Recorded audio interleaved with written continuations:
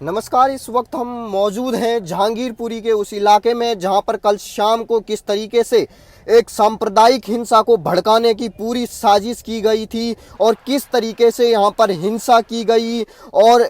किस तरीके से हम आपको दिखा रहे हैं कि जिस तरीके से यहाँ पर कल तांडव मचाया गया, किस तरीके से 2020 में यह घटना पहले ही हो चुकी है और उसकी वजह से और कल ने किस तरीके से वहां पर पथराव किया और पथराव करने से किस तरीके से हिंसा भड़क जाती है और उन्होंने किस तरीके से पथराव करने के बाद बोतलें फेंकी हैं, जिनमें बताया जा रहा है केरोसिन डाल के वो बोतलें फेंकी गई हैं। पथराव भारी मात्रा पे किया गया।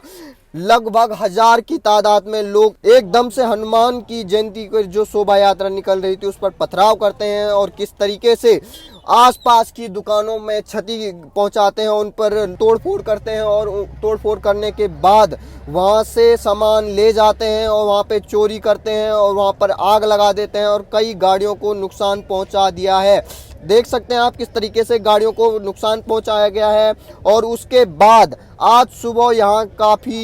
यहाँ पर सुरक्षा बल की तैनाती की गई है। देख सकते हैं आप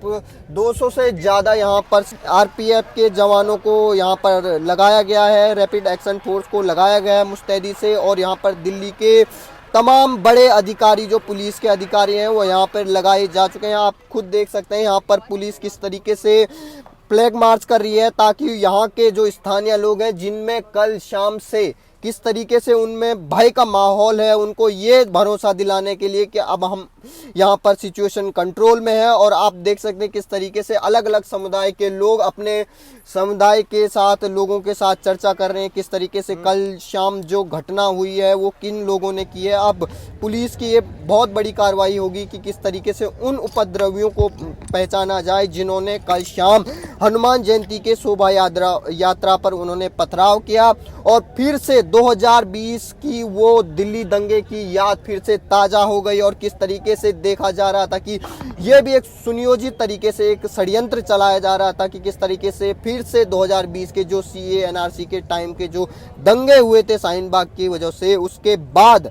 अब किस तरीके से दिल्ली को दोबारा 2 साल बाद इसको दंगे में भड़काने की साजिश की जा रही थी, उसका कल यहाँ पर तैयारी की गई। लेकिन वहीं पुलिस ने काफ़ी मुस्तैदी से इस बार इसको कंट्रोल किया है। और वहीं मैं आपको बता दूं किस तरीके से यहाँ पर गृह मंत्रालय काफ़ी एक्टिव हो चुका। कल शाम से ही उन्होंने ये निर्देश दे दिए थे, दिल्ली के जो पुलिस कमिश्नर हैं राकेश अस्थाना जी, उनको ये साफ निर्देश थे कि जो भी इसमें जो लोग इसमें शामिल हैं जिन्होंने ये इस हमले को अंजाम दिया और इस हिंसा में जो लोग भी शामिल हैं उनको जल्द से जल्द पकड़ा जाए। वही हम आपको बता दें यहाँ के जो स्थानीय लोग हैं, जब हम इनसे बात कर रहे थे उन्होंने एक साफ तरीके से एक बात कही है कि ये जो लोग हैं ये जो काम करते हैं यहाँ पे उससे पहले ही यहाँ पर माहौल ख़राब हो रखा है और कल जो इन्होंने घटना की है उसके बाद से हमें यहाँ डर लगने लग गया है क्योंकि ये जो लोग हैं। तो वहीं आपको बता दूं मैं किस तरीके से यहाँ पर बड़े से बड़े अधिकारी किस तरीके से लग चुके हैं। यहाँ पर पुलिस का फ्लैग मार्च चल रहा है। फ्लैग मार्च के बाद अभी भी लोगों में यहाँ डर का माहौल है। डर का माहौल इसलिए मैं आपको बता रहा हूँ क्योंकि लोग अभी भी अपने घर के बाहर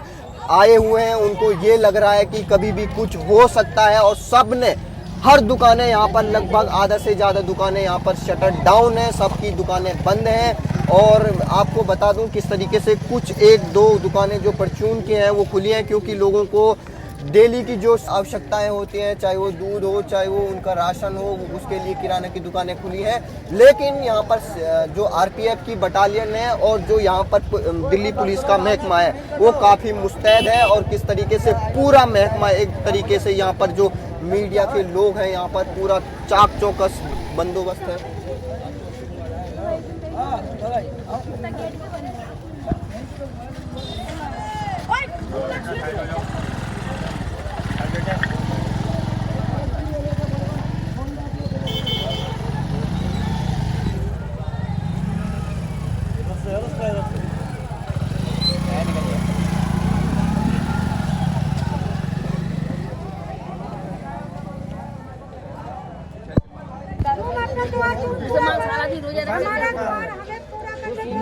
हुआ नहीं, तू बोलिए अब सच बोलिए क्या हुआ नहीं हुआ।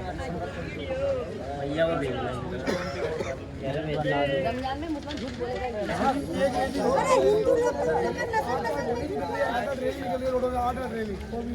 10 बजे से लेकर पत्थर लगाए। हाँ मक्का मदीना में पत्थर लगाए, दिखाओ वीडियो, उधर जगह इधर आओ।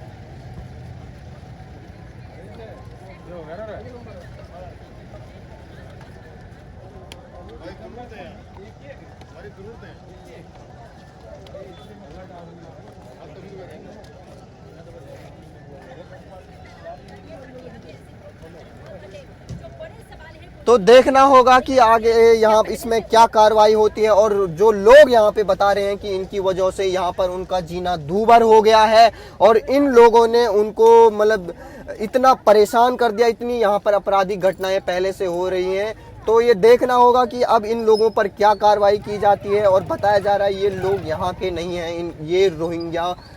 ये रोहिंग्या बांग्लादेशी यहाँ पर बसाए गए हैं और यहाँ पर कूड़े बीनने का काम करते हैं और आए दिन यहाँ पर वारदातों को अंजाम देते हैं। तो लगभग ये बहुत बड़ी बात है कि किस तरीके से जो सीए और एनआरसी का जो मुद्दा है वो यहाँ पर बखूबी पता चलता है कि उसकी अहमियत क्या है। और इन लोगों को जो यहाँ पर अवैध घुसपैठिए हैं इनको जल्द से जल्द पकड़ने की ज़रूरत है, ताकि भविष्य में दिल्ली जो देश की राजधानी है वहाँ के एक ऐसे बीचों बीच वो भी कल दिन दहाड़े ऐसी घटना हो जाती है और पुलिस महकमे को बिल्कुल भी पता नहीं होता। जबकि एक खुलासा ये हो रहा है कि पुलिस ने जो खुफिया एजेंसी उन्होंने पहले ही इसको चेतावनी दे दी थी पुलिस महकमे को कि यहाँ पर कुछ भी हंगामा या हिंसा हो सकती है, लेकिन पुलिस ने इसको ध्यान नहीं दिया और इसको सीरियसली नहीं लिया, जिसकी वजह से कल इतना बड़ा हंगामा हो जाता है। किस तरीके से लोग आमने सामने हो जाते हैं और वो किस तरीके से धारदार हथियार लेकर वो एक दूसरे पर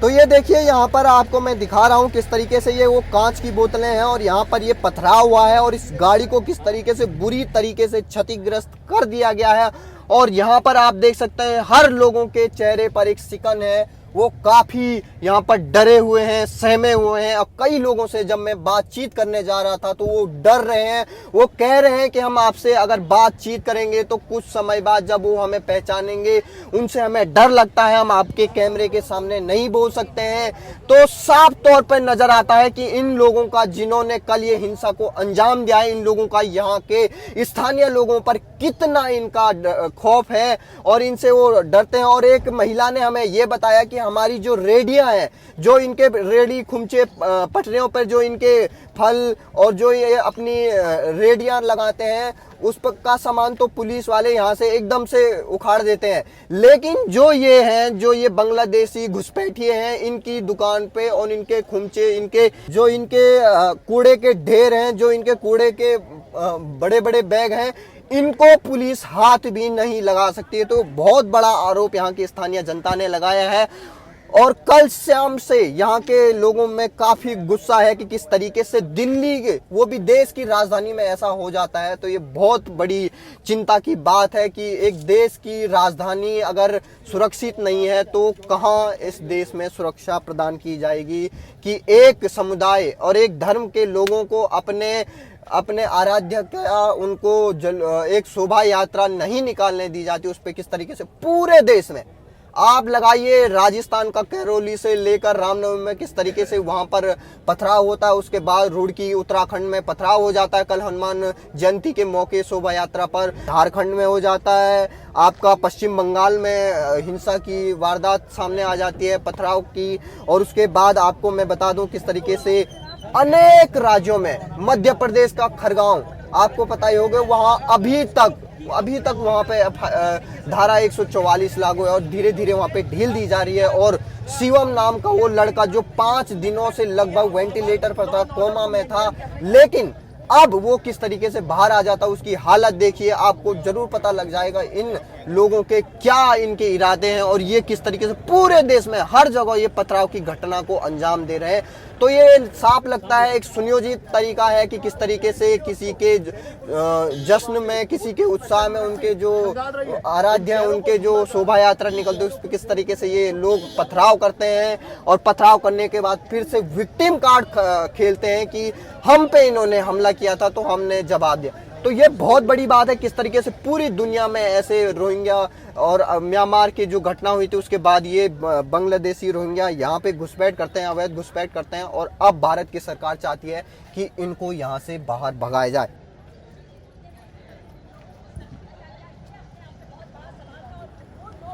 पहचान की जानी चाहिए, ये कोई साजिश थी, ये पहले से क्या प्लान किया गया था। सामने भी आप तस्वीर देख रहे हैं कि फोर्स यहाँ पर लगातार बढ़ती जा रही है। आप पूरी तैयारी के साथ में फोर्स यहाँ पर पहुंची है कि अगर आगे ऐसी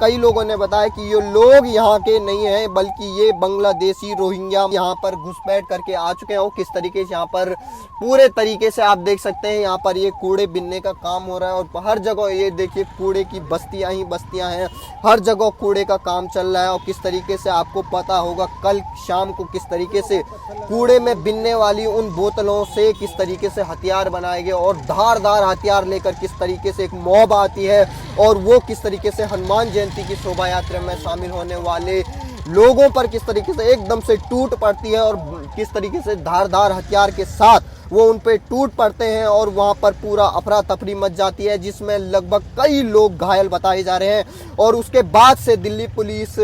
काफ़ी एक्टिव हो चुकी है और उन्होंने लगभग बताया जा रहा है कि 15 से ज़्यादा लोगों को उन्होंने पहले तो डिटेन किया था, उसके बाद बताया जा रहा है कि अब 9 के खिलाफ अब FIR दर्ज हो चुकी है और 9 को गिरफ्तार कर लिया गया है। तो अब धीरे धीरे ये बताया जा रहा है कि इसकी जो इन्वेस्टिगेशन है ये एक SIT की टीम करेगी पुलिस की और जल्द से जल्द उन मुजरिमों के पास पहुंचा जाएगा और उनको सख्त से सख्त सजा दिलाई जाएगी, जिन्होंने कल शाम को यहाँ पर दिल्ली को फिर से एक नए दंगे में जलाने की कोशिश की थी।